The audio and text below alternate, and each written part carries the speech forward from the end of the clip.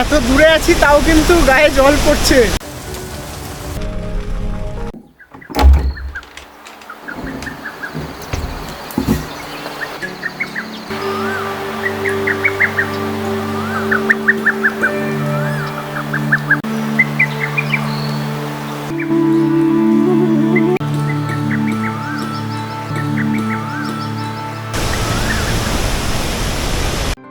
কালিম্পং জেলার Neora valley national পার্কের মাঝে কয়েক ঘর জনবসতি আর ছোট ছোট কয়েকটা হোমস্টে নিয়ে তৈরি এই ছোট্ট পাহাড়ি গ্রাম কোলাখাম।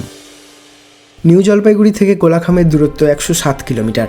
পৌঁছাতে সময় লাগবে প্রায় 4.5 ঘন্টা।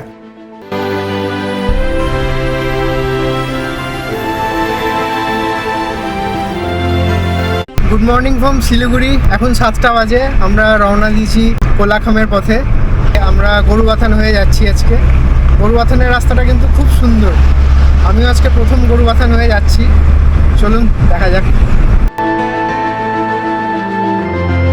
গাড়ি তখন সেবকের করোনেশন ব্রিজের উপর দিয়ে যাচ্ছিল।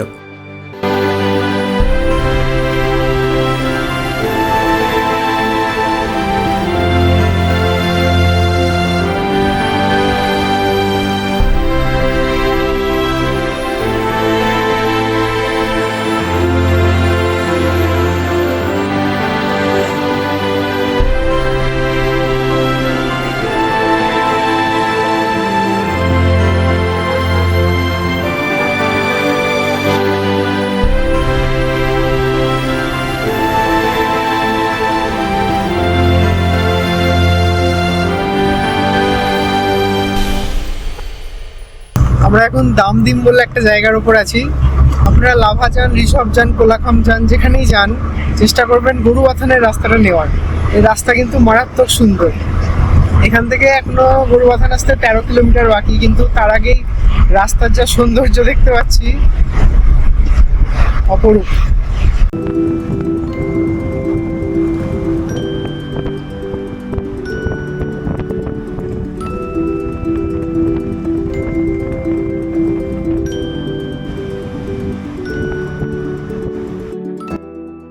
আমাদের প্রথম স্টপ ছিল পাপড়খেতি ভিউ পয়েন্ট। এখানে এই বড় পাথরটির ওপর একটা মন্দির আছে। গরুবাথান হয়ে এলে এখানেই ব্রেকফাস্ট করে নিতে পারবেন। আমরা নিয়েছিলাম মোমো আর ভেজ ম্যাগি, যেখানে ভেজিটেবল বলতে ছিল শুধু গাজর আর পেঁয়াজ। এটা হচ্ছে পাপড়খেতি ভিউ পয়েন্ট।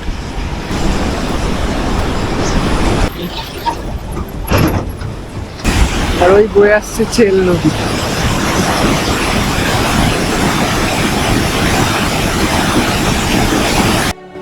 ব্রেকফাস্ট সেরে গাড়িতে উঠতে যাব, সে সময় দুজন পথ আটকে দাঁড়ালো। বলল তাদের না খাওয়ালে গাড়িতে উঠতে দেবে না। অগত্যা একটা বিস্কুটের প্যাকেট কিনে দিলাম। ব্যাস, তাতেই খুশি। গাড়ি আবারও ছুটে চলল। দূরের পাহাড় ধীরে ধীরে মুখ ঢাকছে ঘন কুয়াশায়।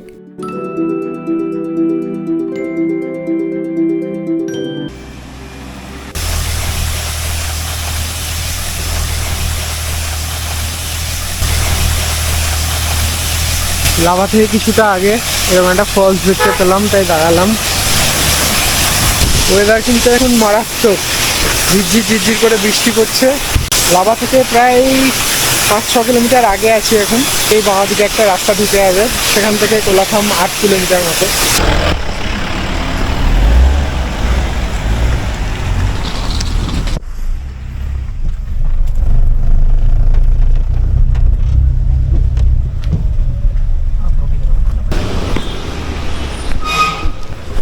দুজনে তো এই হলো লাভা যাওয়ার রাস্তা।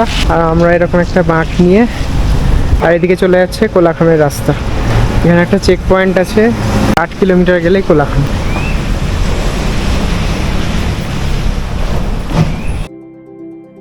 নেওড়া ভ্যালি ন্যাশনাল পার্কের মাঝে অবস্থিত এই কোলাখাম। অত্যন্ত গভীর এই জঙ্গল, যে জঙ্গলে সূর্যদেব এখানকার মাটি স্পর্শ করতেও একটু চিন্তা করে।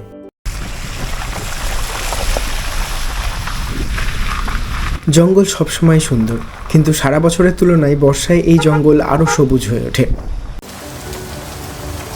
কোলাখামের বিশেষত্বই হলো এর নির্জনতা, তাই অনেকেই একে সাইলেন্ট ভ্যালিও বলে থাকেন।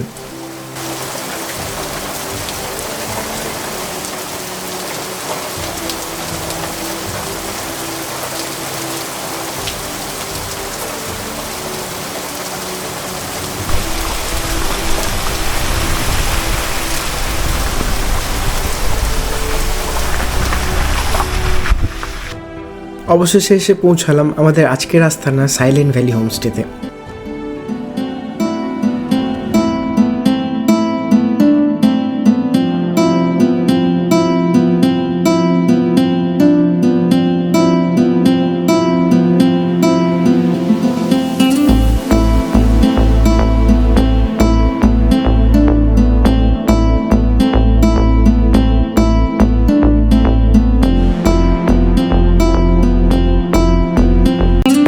এই হোমস্টের একটা দারুণ ব্যাপার হলো এখানকার বেশিরভাগ ঘরগুলোতেই রয়েছে নিজস্ব ব্যালকনি, যেখানে বসে আপনি ঘন্টার পর ঘন্টা পাহাড়ের সাথে গল্প করতে করতে কাটিয়ে দিতে পারবেন।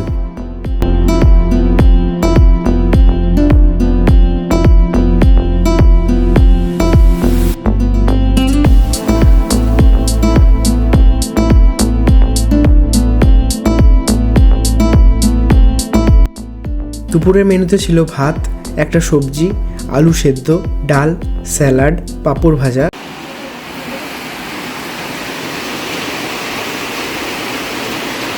কোলাখাম আমাদের স্বাগত জানালো বৃষ্টি দিয়ে।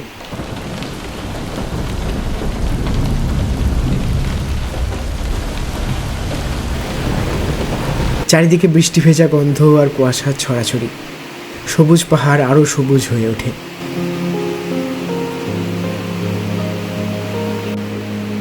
বৃষ্টি দেখতে দেখতে কখন যে ঘুমিয়ে পড়েছিলাম কে জানে। ঘুম ভাঙলো রাজ ভাইয়ের ফোনে। তড়িঘড়ি করে রওনা দিলাম ছাঙ্গে ফলসের উদ্দেশ্যে। আমাদের হোমস্টে থেকে ফলসের দূরত্ব 2.5 কিলোমিটার, আর সেখানে গিয়ে ট্রেক করতে হবে আরও 1 কিলোমিটার।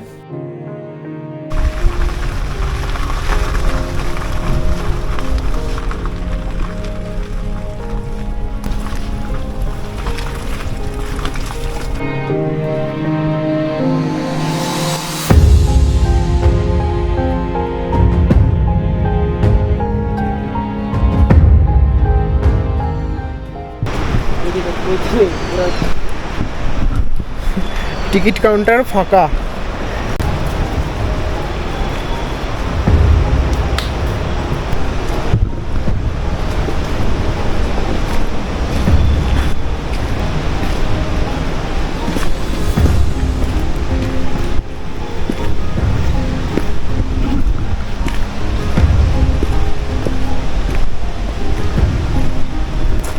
বৃষ্টি হয়েছে তাই খুব স্লিপারি হয়ে আছে রাস্তা। আর আমাদের সাথে এই মুহূর্তে যোগ দিল একজন গাইড। তুমি কি যাবে আমাদের সাথে? আসো।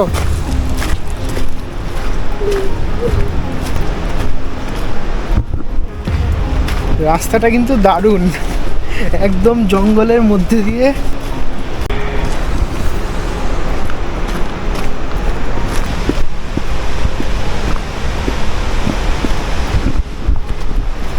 কিছুক্ষণ আগে যা বৃষ্টি পড়ছিল তাতে ভাবলাম আজ বোধহয় আর ছাঙ্গে ফলস আসতে পারবো না। তারপর তো আমরা ঘুমিয়ে গেছিলাম।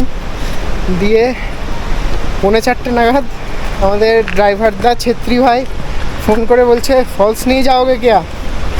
তারপর আমরা উঠে আসি। বর্ষাকালে যদি এরকম জঙ্গলে আসেন তাহলে কিন্তু অবশ্যই সাথে করে লবণ আনবেন। আমাদের ড্রাইভারদার পায়ে এখনই কিন্তু জোক আটকে ছিল। আমাদের ভুলই হয়েছে, একটু লবণ আনলে ভালো হতো। জোকের খুব উৎপাত।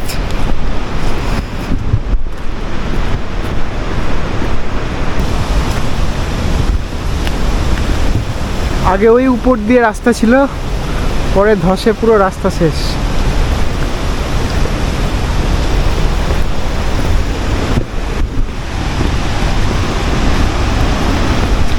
জল উঠছে কিরকম দেখ।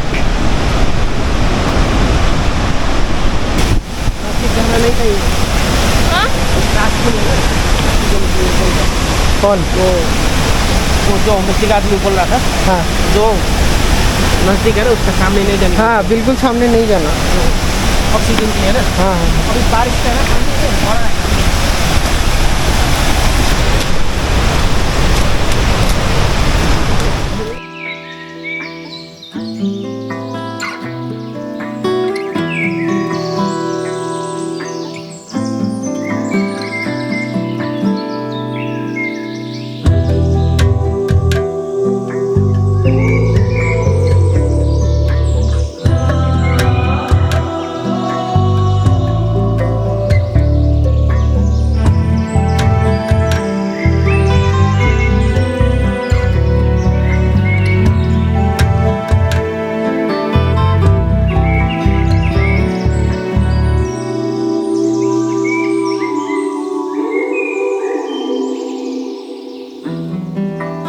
এত দূরে আছি তাও কিন্তু গায়ে জল পড়ছে, আর বেশি কাছে গেলে ভিজে যাবো। এরকম আমার পায়েও একখানা।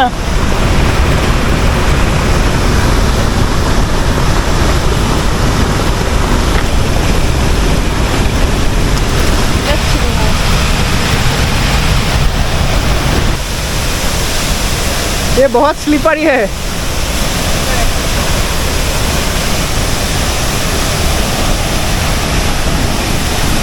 पकड़ के चलो।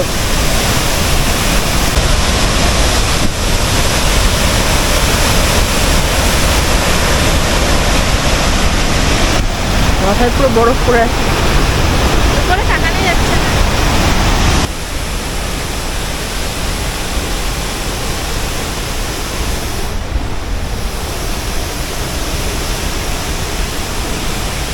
এর আগে আর নিচে নামতে পারবো না, প্রচণ্ড জোরে জল পড়ছে এখানে, আর জায়গা প্রচণ্ড স্লিপারি।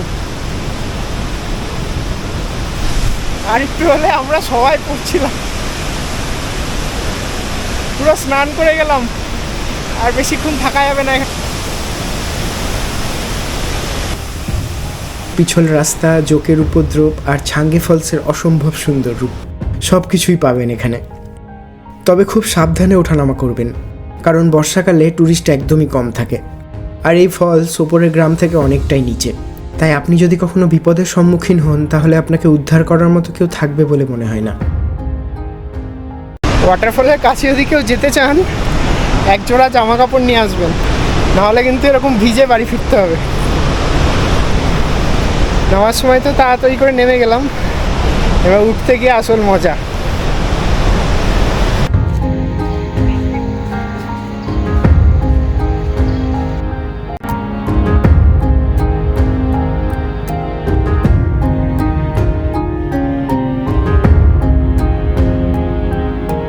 এক প্যাকেট পার্লেজির বিনিময়ে এখানকার লোকাল গ্যাংয়ের সাথে হাত মিলিয়েছিলাম, তারাই আমাদের গ্রামটা ঘুরিয়ে দেখাবে বলল।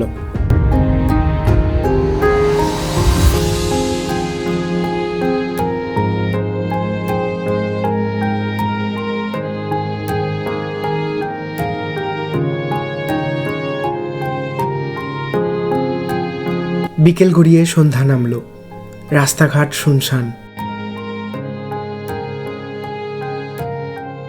বর্ষার কারণে এখানে কারেন্টের খুব সমস্যা, বেশিরভাগ সময়ে জেনারেটর চলছে, মাঝের মধ্যে কারেন্ট আসছে, তাও আবার অল্প সময়ের জন্য।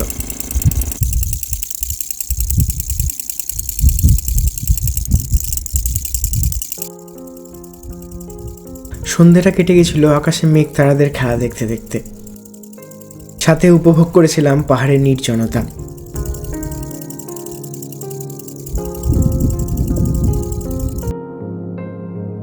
ডিনারে ছিল ডাল, রুটি, আলু ভাজা।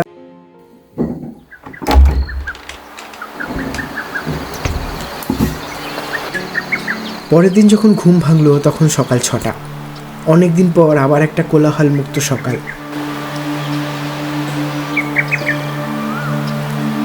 আকাশে মেঘেদের আনাগোনা, তবে কাঞ্চনদার টিকিও দেখা যাচ্ছে না।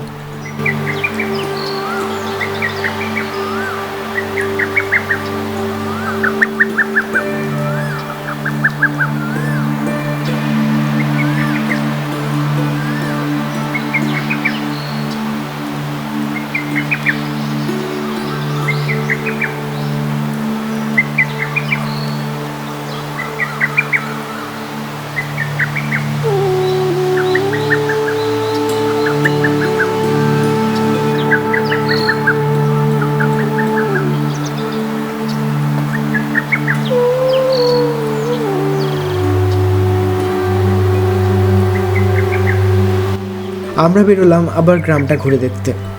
কোথাও বেড়াতে এলে হোটেল হোমস্টেতে বসে থাকা আমার একদম পোষায় না, সুযোগ পেলেই বেরিয়ে পড়ি এদিক ওদিক।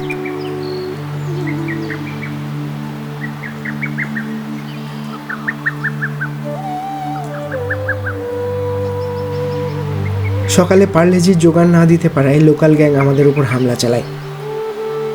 অনেক বুঝিয়ে আবার তাদের সাথে গ্রাম ঘুরতে বেরিয়ে পড়ি।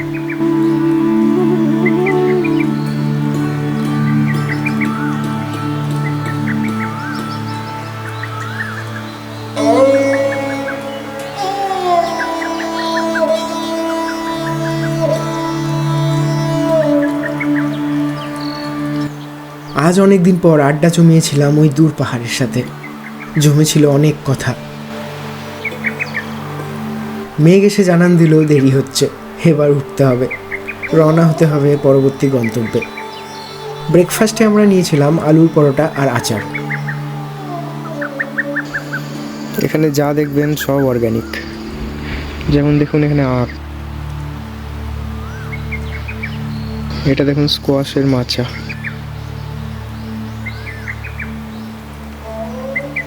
এদিকে আছে শসা, এদিকে কলা গাছ। আজকের গল্প এই পর্যন্তই। আজকের ভিডিও ভালো লেগে থাকলে অবশ্যই লাইক করে এবং চ্যানেলে নতুন হয়ে থাকলে সাবস্ক্রাইব করে পাশে থাকবেন। তাহলে ভালো থাকুন, সুস্থ থাকুন আর দেখতে থাকুন ট্রাভেলিং আওয়ার্স। দেখা হচ্ছে খুব তাড়াতাড়ি। ধন্যবাদ।